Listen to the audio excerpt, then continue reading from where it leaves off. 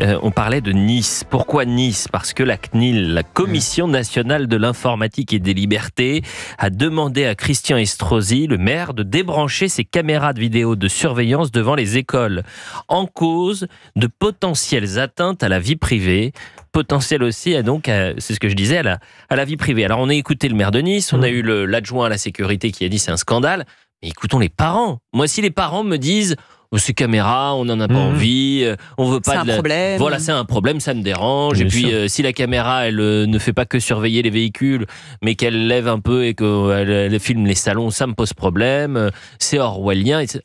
D'accord. Écoutons-les. La CNIL, qu'elle se mêle de ses affaires, je veux la protection de mon petit-fils. Savoir qu'il y a de la police le matin, le soir, savoir qu'il y a des caméras, c'est des initiatives de la ville qui vont dans ce sens de rassurer.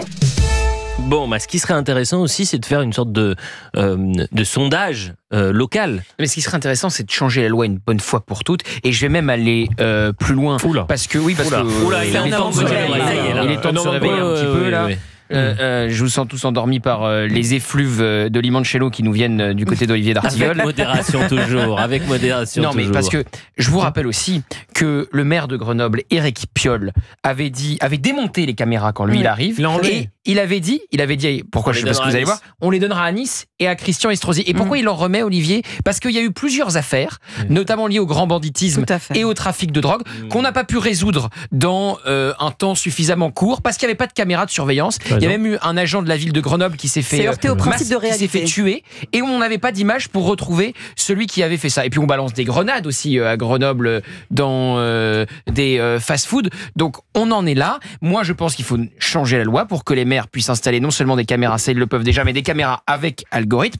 Il faudrait même une loi pour contraindre les maires à mettre un minimum de caméras de vidéosurveillance. Voilà ce que je pense. Et puis moi, ce que peut-être les auditeurs pensent, c'est que la CNIL, qui sont bien gentils, mais 24 millions d'euros à l'heure où on doit faire des économies. Mais ça aussi. Au revoir, Madame la CNIL. Mais des responsables politiques ont décidé de continuer. Des responsables politiques ont décidé de ne pas changer la loi. Et la loi, elle est du ressort de qui ? Des parlementaires. Oui, mais qui peut la proposer ?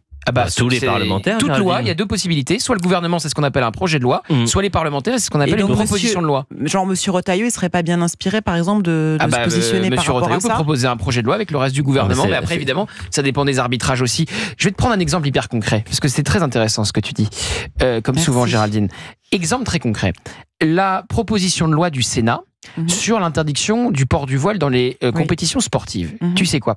François Bayrou, ça l'emmerde un peu cette loi, donc il veut pas qu'elle soit... Il a le pouvoir de l'inscription avec le reste du Parlement, du calendrier législatif. Donc si tu veux pas qu'une loi, tout en disant qu'elle est super, mais si tu veux pas qu'elle soit votée, tu peux tout faire pour freiner un maximum pour qu'elle ne soit pas inscrite au calendrier, avec 2-3 alliés au Parlement, pour renvoyer ça le plus... voilà, exactement. Et ça a provoqué la colère de Laurent Wauquiez, qui a dit il est temps de fixer à l'agenda cette loi pour interdire le voile dans les compétitions sportives. Vous auriez pu donner un autre exemple, la loi sur l'immigration. Elle a été votée à l'Assemblée, elle a été votée au Sénat. Qu'est-ce qui se passe ? Elle va à la au Conseil constitutionnel et elle est détricotée par les fameux sages. Et les fameux sages, qu'est-ce qui se passe ? Pas sur le fond. Parce que le législateur travaille mal et dans la précipitation. Attends, il y a encore un article qui a été censuré il y a 10 jours. La semaine dernière. De cavalier législatif sans rentrer dans le détail. Quand le législateur travaille trop vite et sous la pression de l'émotion populaire, il peut faire un mauvais travail législatif. Olivier, il ne faut pas ce qu'on appelle les cavaliers législatifs. La semaine dernière. Vous savez ce que c'est ? Rappelez Gauthier Lebret ce qui s'est passé la semaine dernière. La semaine dernière. Je parlais de l'autre. Oui, mais enfin c'est quand même un sujet important. C'est quand même un sujet. La semaine dernière. Je suis, dans quelque chose de très précis quand j'interviens. Oui, mais c'est hors contexte. Allez-y, effectivement, il y a eu cette histoire de cavalier, donc c'est-à-dire quand un article ne correspond pas au bon texte de loi, c'est très technique, mais vous avez compris, quand un article doit être dans un autre texte de loi, tout ça a été censuré il y a maintenant de nombreux mois. Mais la semaine dernière, le Conseil constitutionnel a censuré un nouvel article de la loi immigration relatif avec la détention en CRA d'étrangers en situation irrégulière et dangereux pour l'ordre public, censuré par le Conseil constitutionnel. Donc là, encore une fois, ça pose la question, est-ce que c'est que du droit et que de la Constitution, ou est-ce que c'est aussi de la politique? Et je remarque, très intéressant, tiens, il y a des censures encore de la loi immigration. Vous avez imité qui? Mais je pensais qu'elle était... Non, parce que je rappelle que le journal du dimanche avait révélé au moment des législatives que l'entièreté des articles de la loi immigration n'était pas en vigueur.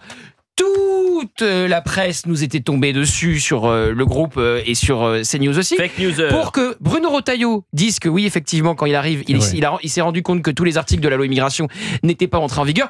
Pour qu'Emmanuel Macron le reconnaisse lors de sa grand-messe de 3h30 il y a 10 jours sur TF1. Et pour que le Conseil constitutionnel censure un article qui n'était pas encore en vigueur. Tout ça est vrai. Depuis 17h30, il est en colère. Mais